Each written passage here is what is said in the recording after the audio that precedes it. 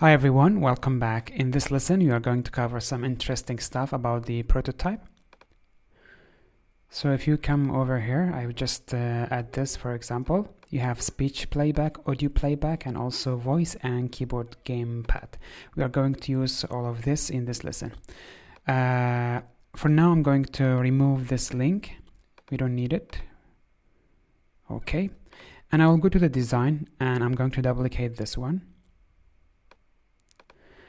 For this artboard, I'm going to use the pause icon in this area. I'm using the icon for design. We have already downloaded this in the plugin lesson. So just go ahead and search for the pause. And you're going to use one of these. Let's use this one. I'll move it over here. And we are going to change the color and make the same size of the play button. I'll press on the eye and get the color from here, and then you're going to change the size. Make sure it's in the middle, and this one you will remove it. So right now we have this one. Now I will go to the prototype and we are going to add an action for this play button. When you click on it, it will go to the pause, and when you click on the pause, it will go to the play. So go to the prototype and link the play button to the other artboard. I will click on the link so I can change the settings over here. I will make the type of action auto animate for now, and if you play, we can now just change it. For the pause button, I will do the same thing. I will just click on it like this, and then drag it and connect it to this artboard. Now if you play it, we have this one. Pause, play, pause, play. Okay. Now we will go ahead and change the triggers for these actions.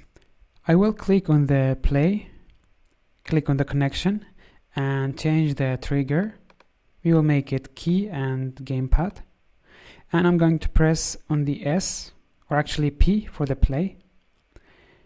And for the action, we will keep it auto animate. For this one, we will do the same. Click on the connection, key, and this time we will make it S for the stop. Now if we play it, I will click on this artboard and play. Now with the keyboard, when you press on the P, it will play, and when you press on the S, it will stop, just like this. So this is how we are going to use the keyboard and gamepads. Okay, now let's move to another trigger, which is the voice command. I will choose voice over here and I will write anything, for example, play. For the other one, I'm going to write stop. Okay, and now if we play this one, now with the voice, we are going to trigger these actions. Press on the space and say play. And now it's playing. If you press on the space and say stop, it will stop. Let's press on the space again. Play. Stop. So just like this, you can give any command or voice command to your triggers. Okay, now I will change the trigger to tap again for both of them. This is for the play, and this one we will make it tap as well for the pause. And now we are going to use something else. Now if we preview this, when you play it with the tap, nothing is playing. If we want to play a music, what we are going to do is to give another interaction to the second artboard. Make sure that you select the artboard itself, not the items inside the artboard. Click on the name, then add an interaction and change the trigger to time.